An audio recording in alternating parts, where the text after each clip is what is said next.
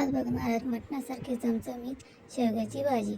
त्यासाठी लागणारे साहित्य आहेत शेवगा, कांदा, लसूण भाजलेला, जिरे, धने, खोबरं भाजलेलं।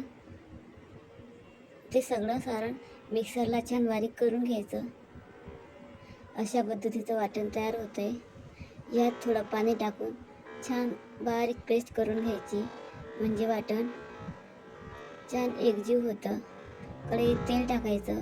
तेल टाकल्यावर ते वाटलेलं सगळं वाटण टाकायचं। ते वाटण छान परतेपर्यंत, चांगलं तेल सुटेपर्यंत छान परतू द्यायचं। 1-2 मिनिटं सहज लागतात।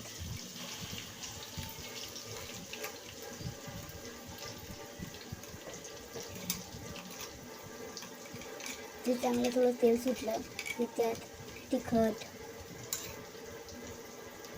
हळद, 2 चमचे गरम मसाला आणि चवीपुरतं मीठ। तुम्हाला जसं चवीत तुम्हाला कमी जास्त लागतं तसं मीठ एवढं टाकायचं। ते छान शिजत आलं की मग त्यामध्ये आपण जे मिक्सरला लावून घेतलेला मसाल्याचं भांडं असतं त्यात एक कप पाणी टाकून छान पूर्ण असं ढवळून घ्यायचं। ते त्यात सोडायचं।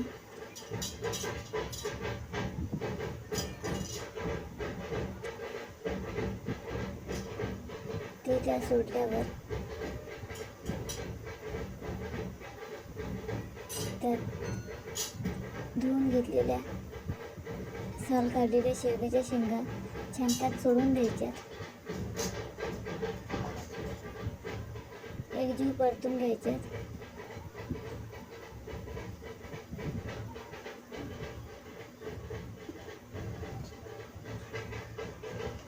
एकजीव परतून घेतल्या की मग त्या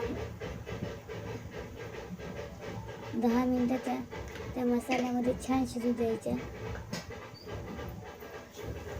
मसाल्यामध्ये शिजवल्यामुळे आतमध्ये छान मसाला जातो, रस्सा पण जातो आणि चव पण खूप भारी येते। जे नॉनव्हेज खात नाही त्यासाठी तर अप्रतिम भाजी आहे।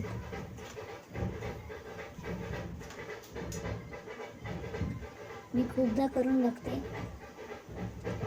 आमच्याकडे सर्वांना आवडतात।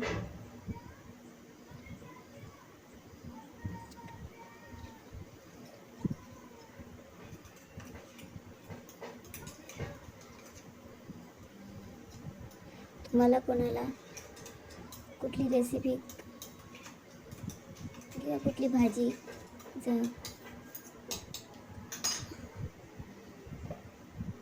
जमत नसेल तर मला कमेंट करून सांगा, मी तुम्हाला ते नक्की करून दाखवेल।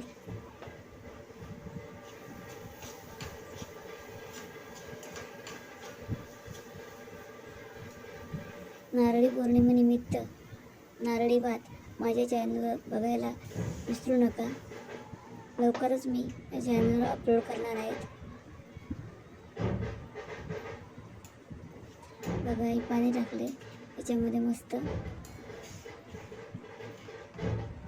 शेवगा छान होऊ द्यायच्या।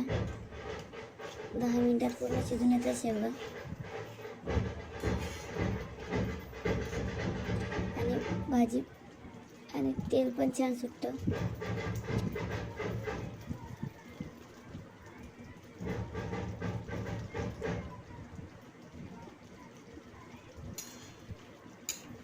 तुम्हाला ही भाजी कशी वाटली कमेंट करून नक्की सांगा आणि एकदा करून पण बघा।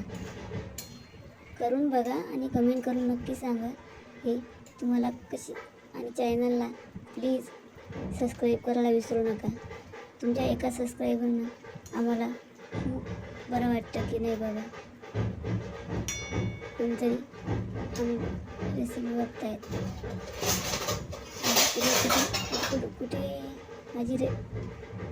तुम्ही कुठून बघतायत हे मला नक्की सांगा। 10 मिनिटं झाकण ठेवलं की भाजी मस्त अशी शिजते। बघा, शेवगाला किती मस्त रस्सा सुटलाय। शेवगा पण छान शिजलाय. आधी हिरवा होता, आता बघा कलर पण चेंज झालाय शेवग्याचा. अशा पद्धतीने भाजी